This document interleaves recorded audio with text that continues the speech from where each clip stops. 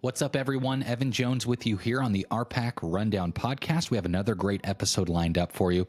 We will visit with Maxwell Girls Basketball coach Kole Harrach as the Wildcats prep for the basketball season. And of course, we'll discuss more with him about all kinds of things. Also, we will recap RPAC play from last week. For those listening, nothing's changed with the podcast, but just so you know, we are going to have the podcast on YouTube. At least we're going to try it.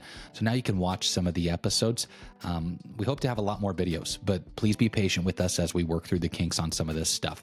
As always, check out our social media pages and rpacrundown.com for anything you need on the RPAC front.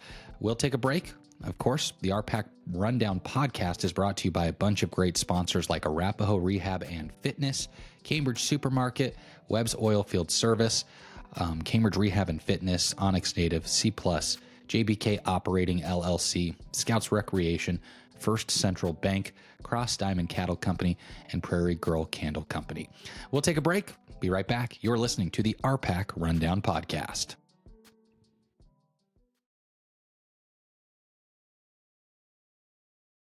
Last week, we took some time. We went to RPAC Play as it was hosted by Bertrand at the Tassel Performing Arts Center in Holdridge. We have a ton of great interviews and cool stuff on social media from last week that you can check out. Also, we have a blog with all the results, including outstanding performers and crew. So feel free to check that out. But 8 plays from the East, 8 plays from the West were performed under one roof. It was a long day, but a lot of fun. Now, on the West side for team results, Paxton took home first place. Juanita Palisade was second. Dundee County Stratton was third. Hayes Center was fourth. Wallace was fifth. Sutherland was sixth. Maywood was seventh. And Hitchcock County was eighth. For the East side, here are the team results. Bertrand was first. Cambridge was second. Maxwell was third. Southern Valley came in fourth. In fifth was Southwest.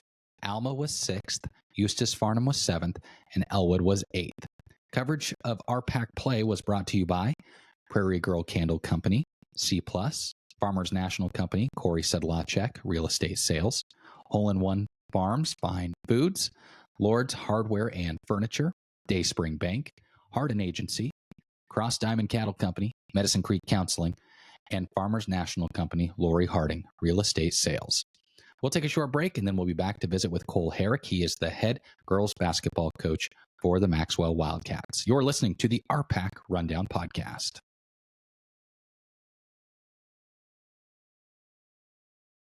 And now joining us on the RPAC Rundown podcast is Kole Harrach. He's the head girls basketball coach at Maxwell. He also takes care of baseball for Maxwell St. Pat's.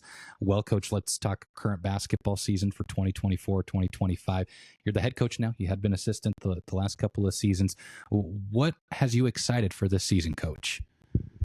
Yeah, we're really excited for this year. We've got a really experienced group. Last year was a lot of fun. We were really starting to get pretty competitive. We had some down years the years prior. And so last year was kind of a really big year for us, building some momentum and being competitive in a lot of games and really getting kind of that winning culture going. And this year we've got a ton of experience coming back. We've got to try to replace a couple important seniors in Jocelyn Cheek and Lainey Bolts, but I think we've got about 8-9 kids that are really, really experienced, and then we've got some newcomers that are really going to be able to help us out too. So, season's just getting started, but we're having a lot of fun, and we're pretty excited to get going. Yeah, and as you mentioned, you got a lot of experienced returning players, and I think it's one of those underrated things is, they had a solid fall season with volleyball as well and cross country and things like that. How important is it that you've seen in years past that the fall sports season, if things go pretty well, they carry over into the winter sports season?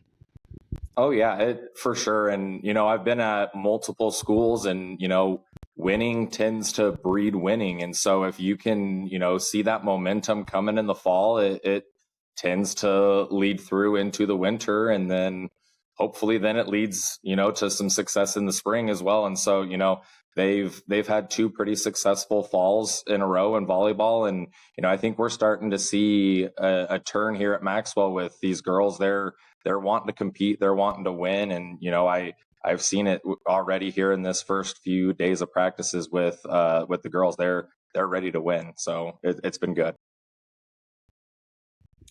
Now, let's just talk about, the first few days of practice. Like we said, you've been the assistant for the last couple of years, but you have head coaching experience in other sports and stuff. How much different is it now, just taking over the reins as the head coach? Yeah, so I've actually got kind of a weird experience. So, I spent a few years as an assistant at a couple different places. I've actually got a year of head coach basketball experience at Brady a few years ago. But then, last year as an assistant here at Maxwell, it was great working with Annie Seaman. She did a lot of great things with them, and just, getting to kind of work with her and learn with her was awesome. And I think she did a great job of really working with the girls to, again, kind of build up that winning mentality. And so that part was great. And then, just kind of trying to take the reins this year. I'm trying to, put my own spin on things, but also try to build off of what they've done in the past. And, I don't want to take away the good that's already happened. And so it's trying to kind of, balance that and be my own coach, but also try to build off the good that's already happened. Yeah, awesome. Now let's take a deeper dive and talk about you, Coach, because kind of we've shifted the podcast. We've done a lot of results based. We've done some other things, but this summer we really were able to talk to a lot of coaches, learn about their background, and that's what we want to chat with you about also, Coach Harrach. Now, a deeper dive with you. Tell us what you teach at Maxwell, and also what other sports. I know we talked baseball, but just experience you have coaching in general. Yeah.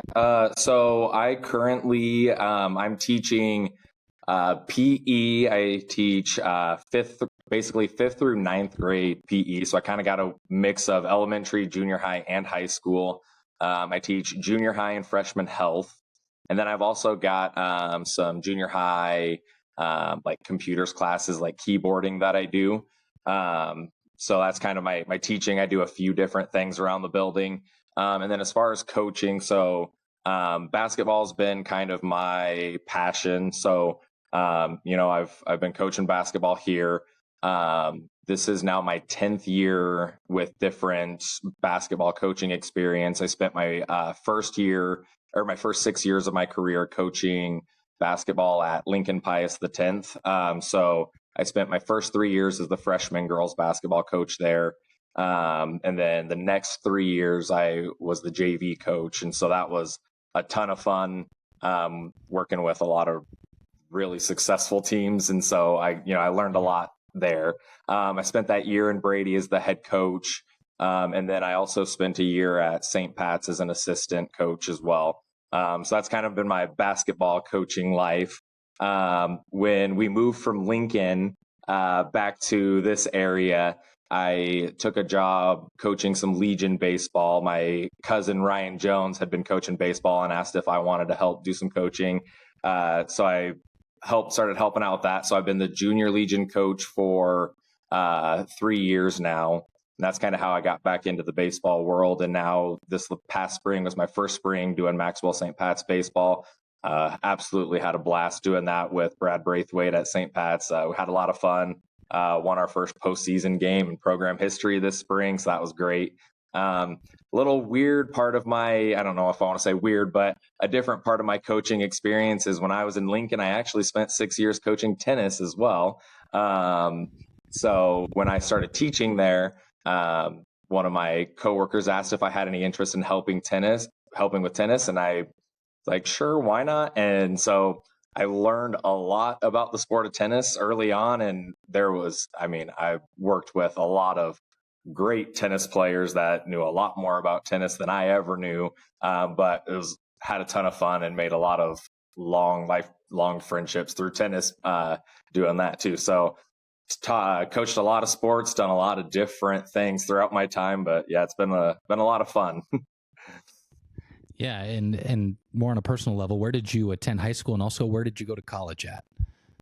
Yeah. So, I went to high school in North Platte at St. Pat's. While I was there, I played football, I played basketball, I played golf. And then I did Legion baseball, while I was in high school as well. And then I went on to college at UNK, got my degree in secondary physical education and health. And after that, I got a wild hair and tried to do my student teaching in Houston, Texas.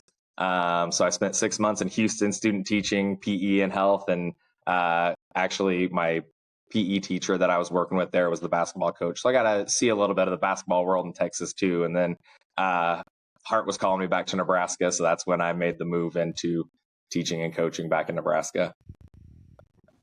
Yeah, that's awesome. Now, it's always interesting to me when I talk to our coaches within the conference, what was it that made you want to become a coach? Because there's so many bloodlines in a lot of different places when it comes to coaching and stuff like that. And obviously being at St. Pat's, you had a lot of great coaching. So what was it for you that made you want to become a coach though? Yeah, first and foremost, I think one of the main reasons I wanted to become a coach was because of my dad. My dad was my coach in almost everything growing up. He coached my youth baseball all the time. And then when I was in junior high, he started coaching at St. Pat's. And so then he was an assistant coach for football my whole career. He took the head basketball job, I believe, my 8th grade or freshman year. So then he was my basketball coach through my whole career. And then was also the golf coach all the way through my high school career too. Or no, he took the head coaching job for golf, I think my sophomore, junior year, somewhere around there. So, my dad coached me in just about everything. So, it's just kind of been something that I've seen the other side of my whole life.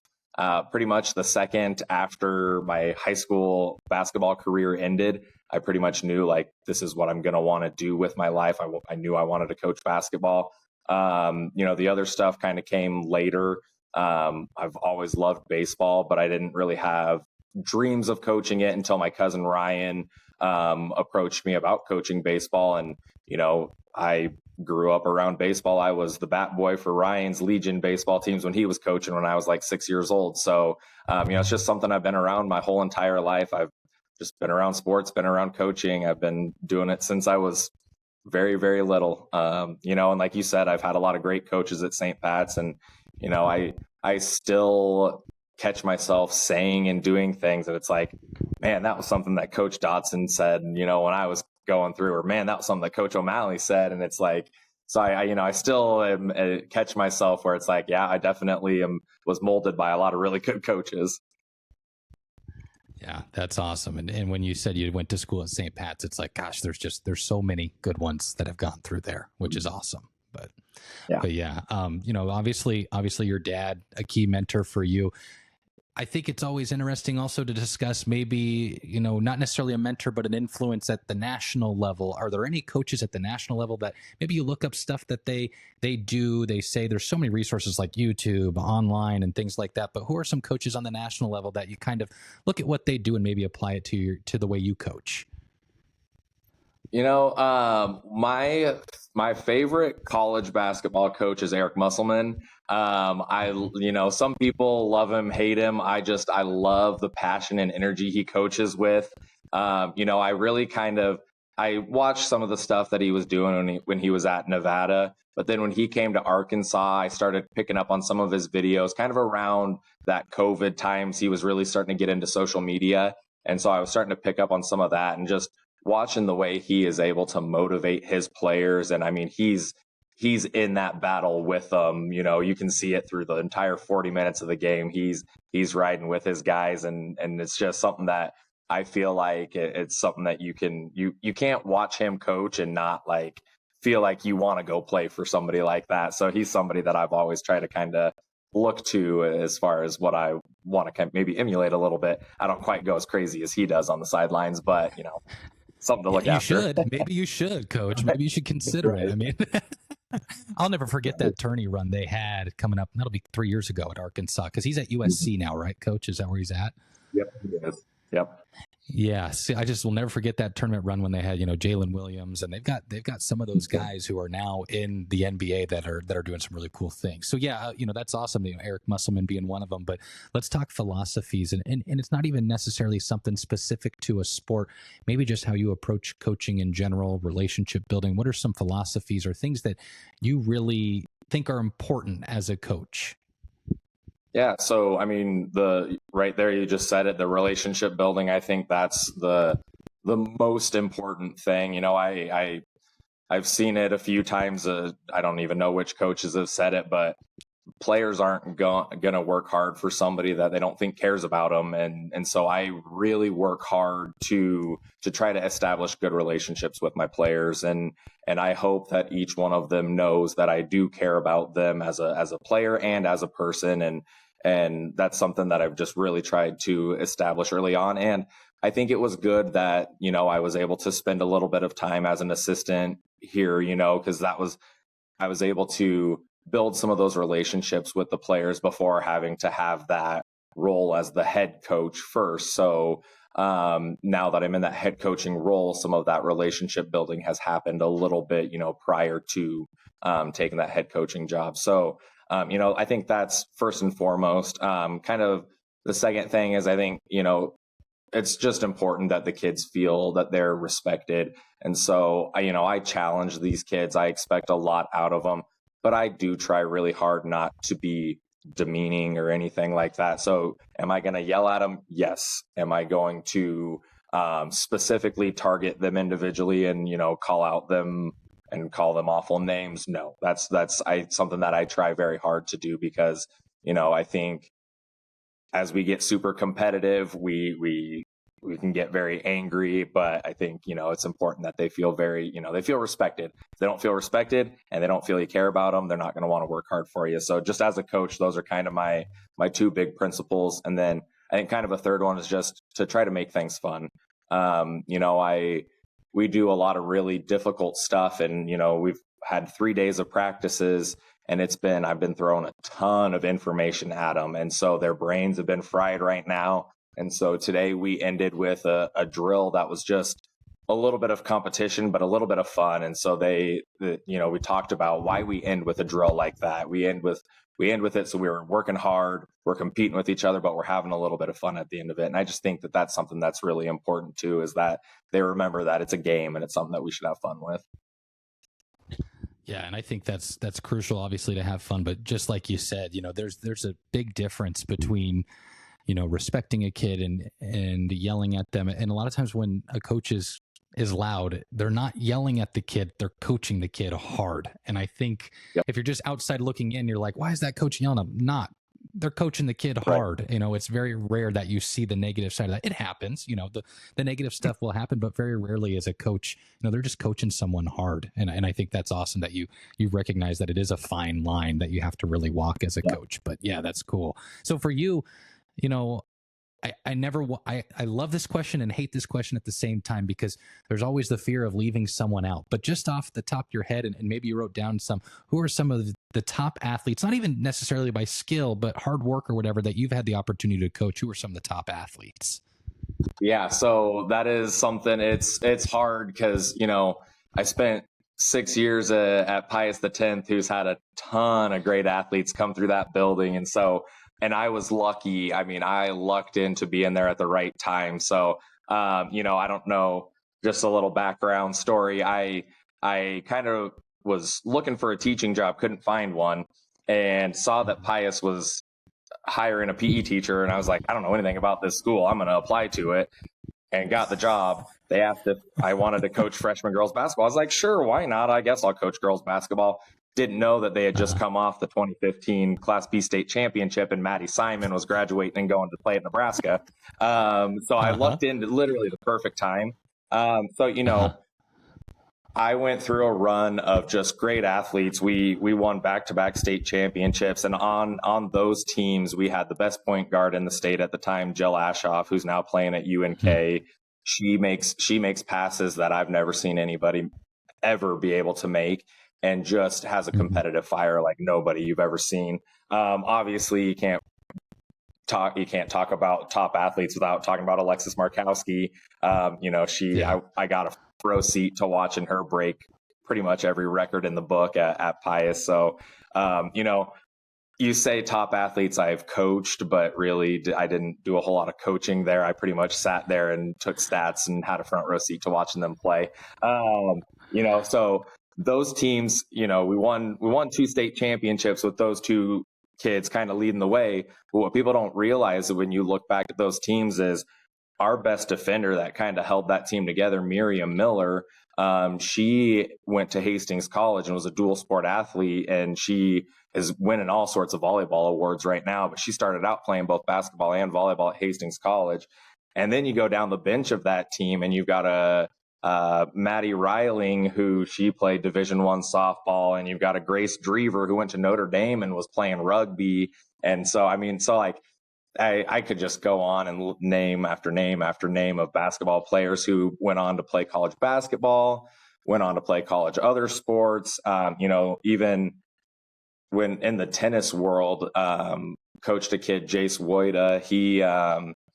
He was a baseball kid first, but man, I've never seen anybody work harder at tennis.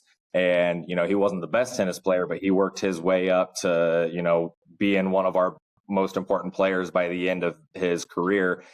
He went and played JUCO baseball, and he actually now is at South Carolina playing SEC baseball. And so that kind of shows his work ethic. He's kind of worked his way up.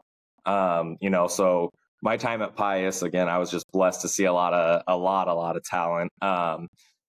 My year at St. Pat's, I also kind of lucked into being there right at the senior year of Tanya Heirig. So I got to watch her at the end of her career as she's, again, breaking scoring records for St. Pat's. And so, I've just been really lucky in my career to just see a lot of great athletes. And, I just listed off maybe 10 right there, and I probably could keep going for another 20 minutes of athletes that,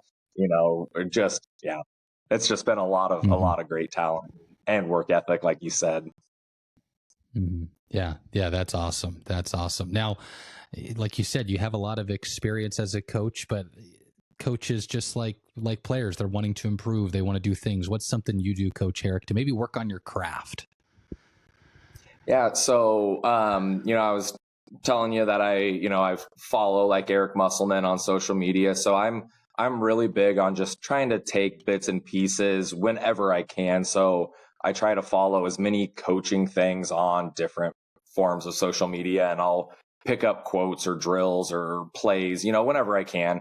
I'm watching basketball or, baseball during the summer as much as I can, just watching it for pleasure, but also watching it to learn as well. And then one thing that I try to make it a priority is every summer I go to our Nebraska Coaches Association Coaches Clinic, and I try to take in as much as I can. And there's some really great coaches that come and speak. And so we actually picked up a few offensive things that we're going to do this season that I got from our Coaches Clinic this summer. And it was basically stuff we were already doing, but in a more efficient way. And so just stuff like that. I think coaches always want to be their best, but sometimes we get set in our ways and this is how you do things. But I think it's important to always try to grow and try to continue to do the best you can to put kids in a position to be successful. Yeah. Awesome. Well, Coach, I think I've taken enough of your time. Thanks for making the time. And hey, we're trying some new technology, so you're the guinea pig. I appreciate your patience. Perfect. And I'm looking forward to watching your group this season, and we'll see you down the road. Okay, Coach? All right. Well, thank you.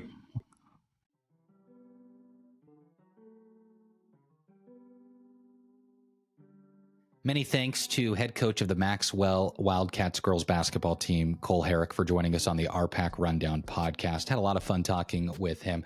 And for those of you who are watching on YouTube, thanks for being patient with us. We are going to try some of these new things with video. I think it's important that we try. And for those listening on Spotify or just on our website, go check it out on YouTube. We plan to have the podcast up there too. Just trying some new things. I think it's important that we try to expand our coverage of the student athletes, and any way that we can do that, we're excited to try. So that'll do it for this week's edition of the RPAC Rundown podcast. We got a lot of cool things coming up. As you know, Winter Magazine is right around the corner, very close to finishing that up. We're working on some postseason honors for the fall season too, so be on the lookout for that.